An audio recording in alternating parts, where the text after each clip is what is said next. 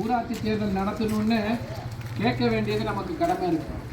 அதாவது நம்ம எரசநாயக்கனூர் ஊராட்சி மட்டுமல்ல, கிட்டத்தட்ட 1.5 மாதமாக தமிழ்நாட்டில் ஆயிரக்கணக்கான பஞ்சாயத்துகளுக்கு தேர்தல் நடக்கலை. அப்போ எம்எல்ஏ தேர்தல் உடனே நடத்தி, எம்எல்ஏ ஈரோடு கிழக்கு தேர்தலை உடனே நடத்தி உடனே எம்எல்ஏக்கள் பதவி ஏற்கிறாங்க.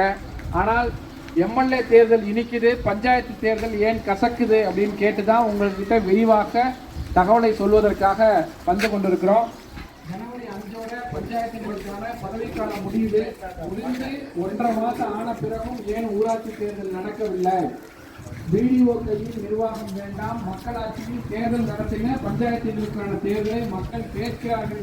28 மாவட்டங்களில் பஞ்சாயத்துகளுக்கான பதவிக்காலம் முடிஞ்ச பிறகும் தேர்தல் நடத்தாமல் இருக்கும்போது யாருமே கேட்கவில்லை என்ற நிலை இல்லாமல் எரசநாயக்கனூரில் மக்கள் கேட்டார்கள், ஊராட்சி தேர்தலை நடத்த வேண்டும் என்பதை மக்கள் கேட்டார்கள் என்பதுதான். அதற்காக தான் உங்கள்கிட்ட விளக்கமாக சொல்வதற்கு துண்டறிக்கையை எடுத்துட்டு வரோம்.